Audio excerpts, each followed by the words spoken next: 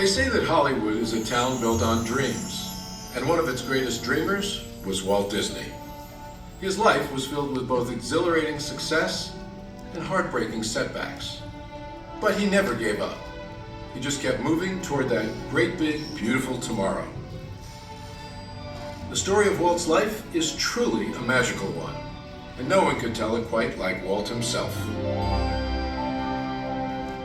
My dad worked as a carpenter in the World's Fair building. He eventually ended up in Chicago as a contractor, and he was doing that when I was born, December 1901. But my dad made some money as a contractor. Then he wanted to get back to the farm. They finally ended up buying this farm in Marceline, Missouri. It was a beautiful farm, but it was not the kind of farm to make a living on. Things got pretty tough on the farm, and my dad had a sickness. So my dad sold the farm, took the money, and went to Kansas City. And my dad bought this Kansas City Star route. And they gave me a route. I was about 9 or 10 when I started that. In winter, we'd go out at 3:30 in the morning right after a blizzard, or in a blizzard, or in pouring rain. It didn't matter.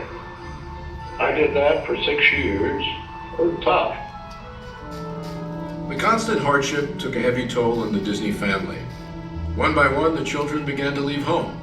And one day, Walt woke up to find his best friend, his brother Roy, had gone as well. So Walt did something that he would do throughout his life when things got tough. He took a chance. My brother had joined the Navy, so I wanted to join it. Well, I was still a year too young. I was 16. Finally, this kid come in to me very excited. He said, "There's something just forming here that you and I can get in." I said, "What is it?" He said, "An ambulance unit." I was in Paris, 3rd of September, when Pershing pulled out. Paris, which had been this exciting thing, and all these soldiers and things, suddenly there wasn't a soldier to be seen. And I suddenly became very lonesome. So then I went in and put a request in to be discharged. So I hit Chicago. That's where my parents were living. And I said, "Dad, I want to be an artist." And my dad, he just couldn't buy that. So I pulled stakes and moved to Kansas City. Roy was in Kansas City working in a bank. One of the fellows working with Roy said, "Say, I have a couple of friends that have an art shop." So I went up to these samples, and there were all these corny things I'd done in France. Well, my gosh, they hired me. I mean, right on the spot. So I took the camera home, and then I started experimenting in my own way. So then I went into this Kansas City Film Ed. So that was where I got started in the animation business. So I figured if I had something with a novel to it, I might crack the market. But I still couldn't get anywhere with it. I'd failed. I learned a lot out of that. And I think it's important to have a good art failure when you're young. So I packed all my worldly goods in a cardboard suitcase. I went to Hollywood. Arriving there with just $40 in my pocket from my Kansas City ventures. Now my brother Roy was already in Los Angeles. Both of us were unemployed. We solved the problem by going into business for ourselves. We established the first animated cartoon studio in Hollywood. Walt's dreams were finally coming true. He had his first big hit, Oswald the Lucky Rabbit. And he had married the love of his life, Lillian, an ink and paint artist at the studio who shared his dreams. Then he was dealt a devastating blow. On a business trip to New York City, he learned that he had lost ownership of Oswald due to a contract loophole.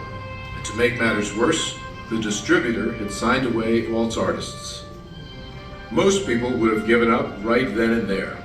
Not Walt Disney. He sent a telegram to his brother Roy. Everything okay. And as he headed home to California, something happened along the way that would change things forever. Mickey Mouse came into our life.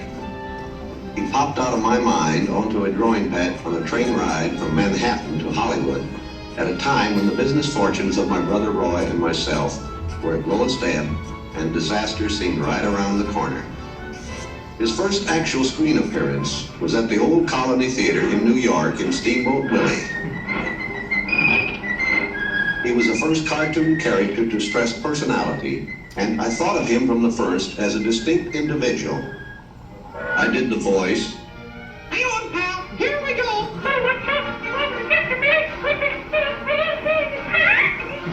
Mickey was simply a little personality assigned to the purposes of laughter.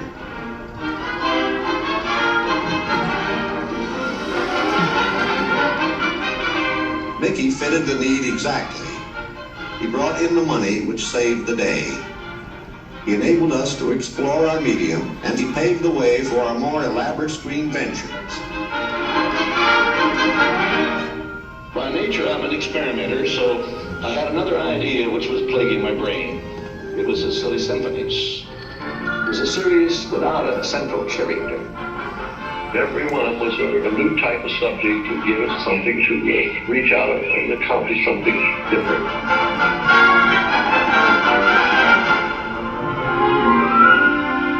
Then we started distributing both Mickey Mouse and the Silly Symphonies. It was nip and tuck, getting them out. Walt began to push himself and his artists, and when he wasn't working, he was worrying about the future.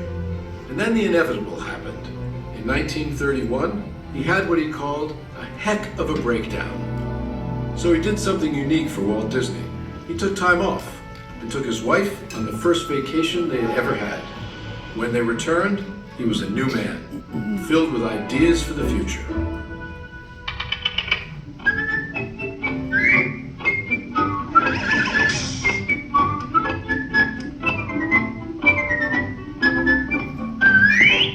Handwriting on the wall there, because a short subject is just a filler on any program.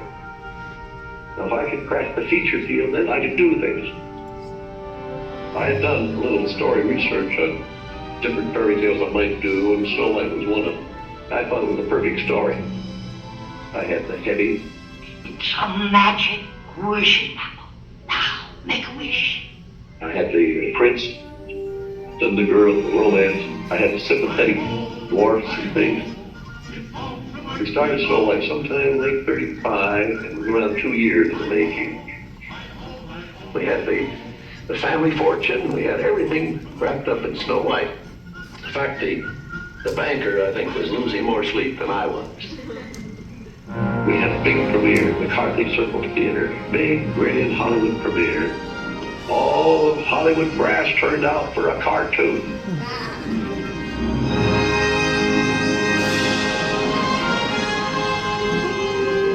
The Daddy of Snow White and the Seven Dwarfs is going to be presented this beautiful statue.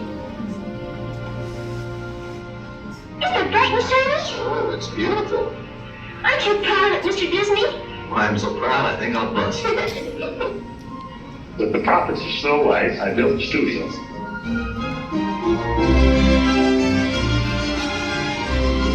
Two years later, I was almost broke. But I had all these pictures and words. Pinocchio? There are no strings on me. Bambi.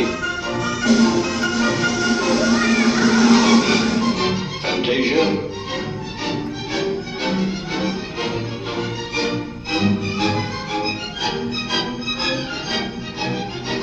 That was when the war came. The whole world was collapsing then. So many of my boys went with the service. So I just practically stopped my feature production. That's all I could do. But after the war, it was quite a problem picking up the pieces. I knew that diversifying in the business would be the salvation of it. So I tried various things. I wanted to go beyond the cartoon. And I thought if I could get into the live end, that there's things I could do. Stand by, engines. Come on, never fight, get him! Not bad, eh, Charlie? Let's open her up and see what you really do. Chitty Chitty Bang Bang. I wanted to just different types of things that I could pull on my nose with one of these pictures, but I had another one right behind it that would hit. After long concentration on live action and cartoon films, we decided to try something that would employ about every trick we learned in the making of films. We would combine cartoon, live action, in enormous fantasy, Mary Poppins. As the original Mary Poppins budget of $5 million continued to grow, I never saw a sad face around the studio. Even my brother Roy was happy. This made me nervous. And a horrible thought struck me. Suppose the staff had finally conceded that I knew what I was doing. Once again, Walt Disney had created storytelling magic to reinvent family entertainment. But even then, he wasn't finished. He had a bigger dream in mind. Well, it came about when my daughters were very young, and Saturday was always Daddy's Day with the two daughters. So we'd start out and try to go someplace with, different things, and I would take them to the merry-go-round, and I took them different places, and as I'd sit there while they rode the merry-go-round, did all these things, I felt that there should be something built, some kind of an amusement enterprise built where the parents and the children could have fun together. So that's how Disneyland started. It takes a lot of money to make these dreams come true. And we had everything mortgaged, including my family. Started with many ideas, threw them away, started all over again. Eventually it evolved into what you see today as Disneyland. But it all started from a daddy with two daughters wondering where he could take them, where he could have a little fun with them too. The heart means a lot to me in that something will never be finished, something that I can keep developing and adding to. Not only can I add things, but even the trees will keep growing. The thing will get more beautiful every year. And I knew that if I did anything like the park, I had to have some kind of a medium like television to let the people know of it. The world is a carousel of color, history, comedy, fantasy. There's drama and mirth, there's old Mother Earth, with all of her secrets to see. The miracle of imagination, the marvels of earth, sea, and sky. These wonders untold are ours to behold in the funny world, the sunny world, the wonderful world of color. And now your host, Walt Disney. Today, I want to share with you some of our ideas for Disney World. Here in Florida, we have something special we never enjoyed at Disneyland, a blessing of size. There's enough land here to hold all of the ideas and plans we could possibly imagine. We know what our goals are, we know what we hope to accomplish, and believe me, it's the most exciting and challenging assignment we've ever tackled at Walt Disney Productions. Throughout his storied career, Walt never gave up, despite the many challenges along the way. For his visionary work, he received hundreds of awards from all corners of the globe, more Academy Awards than any individual in history, and the Presidential Medal of Freedom for a lifetime of inspiring others. He created dreams that live on today for millions around the world. But with all of that, when asked to name his greatest reward, Walt's reply was surprisingly humble. Well, my greatest reward, I think, is that I've been able to build this wonderful organization, and also to have the public appreciate and accept what I've done all these years. That is a great reward. But all individuals are different. I had a brother who I really envied because he was a mailman. But he was the one that had all the fun. He had himself a trailer, and he used to go out and go fishing, and he didn't worry about payrolls and their story. He said, picture grocers or anything. And he was the happy one. I always said, he's the smart Disney. You know, I was stumped one day when the little boy asked, "Do you draw Mickey Mouse?" And I had to admit I do not draw anymore. "Well, then you think up all the jokes and ideas." "No," I said, "I don't do that." Finally, he looked at me and said, "Mr. Disney, just what do you do?" Well, I said, "Sometimes I think of myself as a little bee. I go from one area of the studio to another and gather pollen and sort of stimulate everybody. I guess that's the job I do." You know, there's a lot of satisfaction in developing ideas into realities, but there's really no secret about our approach. We keep moving forward, opening up new doors, doing new things, because we're curious. And curiosity keeps leading us down new paths. We're always exploring and experimenting. We're interested in doing things that are fun, in bringing pleasure and especially laughter to people. But I only hope that we never lose sight of one thing. That was all started by a mouse.